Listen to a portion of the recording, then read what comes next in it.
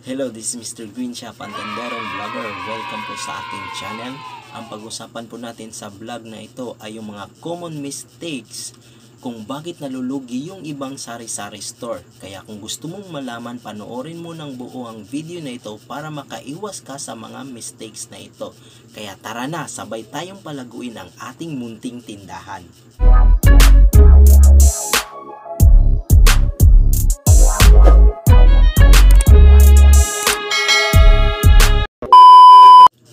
Hello po sa mga tendero at tenderang nanonood ng mga vlog ko. Maraming salamat po. At gusto ko ring magpasalamat sa mga nag-subscribe po sa akin. Maraming salamat po at umabot na po tayo ng 1,000 subscribers. Thank you po sa inyong lahat. At kung hindi ka pa po nakapag-subscribe, huwag mong kalimutan na mag-subscribe at i-click po yung notification bell para updated po kayo lagi sa ating mga sari-sari store tips na i-upload. So, ang pag-usapan po natin sa vlog na ito ay ang mga common mistakes kung bakit nalulugi ang ibang sari-sari store. Kaya kung gusto mong makaiwas sa mga mistakes na ito, dapat panoorin mo ang video na ito hanggang sa dulo. Kaya tara na, alamin na natin. So ito na po yung mistake. Number 1 po is pagpapautang. So ito po yung common mistakes kung bakit po nalulugi ang ibang sari-sari store. So imaginein po natin, meron po tayong pinautang na 10 katao sa ating tindahan. What if 5 po dun is hindi po nagbayad? So malaking lugi na po yun sa ating tindahan. So what if yung limit natin sa pagpautang natin is 1,000? So yung 5 hindi nagbayad, so ibig sabihin meron kang lugi na 5,000. So ngayon sobra po, laking lugi po yun. Kaya iwasan po natin yung pagpapautang kung maaari. Kung hindi naman po is dapat yung pinagkakatiwalaan lang po talaga natin, yung marunong magbayad. Yun lang po talaga yung pwede nating pautangin sa ating tindahan. So isa pa pong disadvantage po sa pagpapautang is nadidelayed po yung profit natin, o di kaya ay hindi natin kaagad na napapaikot yung ating kapital. So for example, meron kang kapitbahay na nangutang tapos yung bayad nila is every 15th and 13th day po. So ibig sabihin po sa loob ng 15 days po is natutulog po yung pera natin at hindi po natin napapaikot kaagad. So yun po yun, isa po sa disadvantage. Isa pa po sa disadvantage po kapag nagpautang po tayo is maaaring magbabalansi po sila. For example, ang utang sila ng 2,000 tapos kalahati lang po yung babayaran nila. So yung kalahati po is hindi po talaga natin napapaikot kasi nga nagbalance sila. So yun po yung disadvantage po talaga ng pagpapautang. So malulugi ka, malulugi yung capital mo, malulugi yung tindahan mo, malulugi ka pa sa time. Kaya kung maaari lang is iwasan po talaga natin yung pagpapautang. So mas maganda po talaga is cash. So ito na po yung mistakes number 2 po na dapat natin iwasan is labis na pangungutang. So kapag nangungutang po tayo ng pangkapital sa ating tindahan is dapat yung tamang-tama lang po at kayang bayaran po ng ating tindahan. So kapag labis po yung pinangutang natin, sobrang laki po at hindi po kayang bayaran ng ating tindahan is mahihirapan po tayo at malulugi po talaga yung tindahan natin. Kaya iwasan po natin yung pangutang po ng labis na labis. Dapat yung kayang-kaya lang po nating bayaran or kayang-kayang bayaran ng ating tindahan. So ito na po yung mistakes number 3 po is pagkuha ng pera sa tindahan. So dapat po hindi po tayo kuha ng pera sa ating tindahan. So dapat alam po natin kung magkaano lang po dapat natin kunin sa ating tindahan.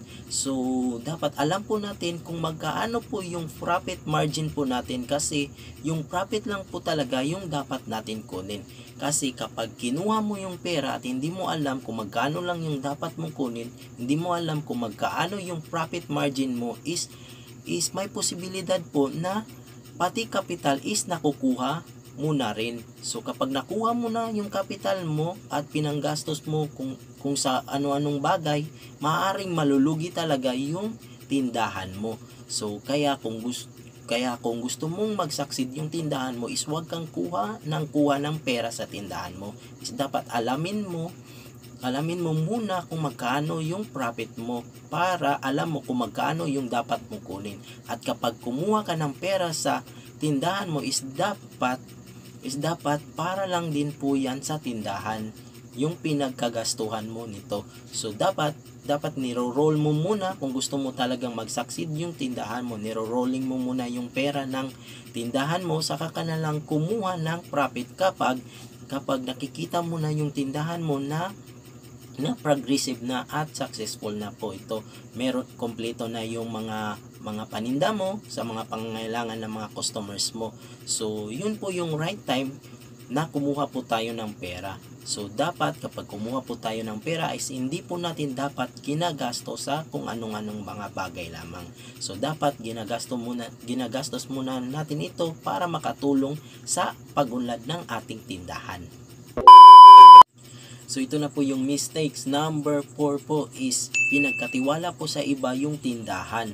So marami pong mga tindahan na nalulugi, nagsasara dahil po yung pinagkatiwalaan nila is malakas po mangupit, malakas po kumain ng mga paninda, malakas uminom ng soft drinks. Kung ganun po na tao yung ilalagay po ninyo sa inyong sari-sari store is talagang magsasara po talaga yung sari-sari store ninyo. So before po tayong maglagay or before po natin ipagkatiwala po yung tindahan natin is dapat po alam po natin yung ugali ng pinagkatiwalaan natin. Is dapat alam din po natin at kilala po natin kung sino po talaga sila.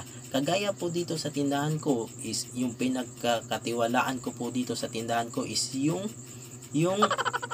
kapatid ko po na babae. Siya po yung pinagkakatiwalaan ko po. So before din po natin ipagkatiwala po yung tindahan natin sa iba is dapat meron din po tayong naka-ready na sistema para alam na din po nung magbabantay or nung pinagkatiwalaan natin na kung ano yung gagawin niya sa loob ng tindahan, kung paano niya ito patatakbuhin, kasi alam niya kung ano yung mga sistema ng tindahan mo. So yun po dapat po meron tayong naka-ready na sistema sa ating tindahan para madali lang nila itong sundan. So ito na po yung mistake. Number 5 po is hindi agarang paghahanap ng paraan kung paano pigilan yung mga peste sa tindahan. Kagaya po ng mga daga, insekto. So kapag ang tindahan mo ay pinasok ng mga mababait, mababait.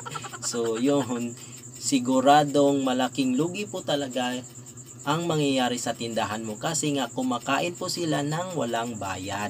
So yun po, pagkagising mo pa lang nakikita mo na meron na naman silang kinakain, so malaking lugi at mas stress ka po. So dapat kapag nakapasok po sila sa tindahan mo is gagawan ka agad ng paraan kung paano sila pipigilan, kasi kapag hindi sila napigilan at hindi po natin ginawa ng paraan kung paano natin mapipigilan, lalo na po yung mga mababait, yung mga daga na yun is mauubos po talaga yung mga paninda natin. So hindi po sila nagbabayad, kumakain lang po sila nang hindi nagbabayad. So dapat po natin pigilan sila kasi lugi po yun, malaking lugi po yun sa ating tindahan. So dapat hanapan po natin ng agarang solusyon para mapigilan sila, para hindi po tayo malugi.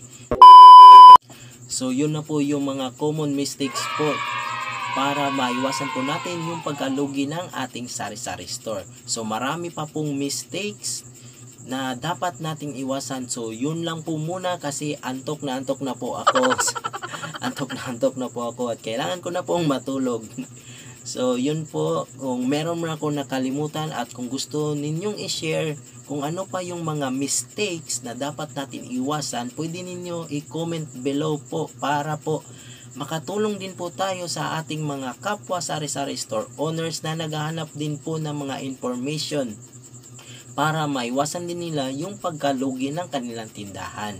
Kaya kung hindi ka pa po nakapag-subscribe sa aking channel, huwag mong kalimutan na mag-subscribe at i-click po yung notification bell para updated po kayo lagi sa ating mga sari-sari store tips na i-upload. So maraming salamat po sa panonood. God bless and goodbye po.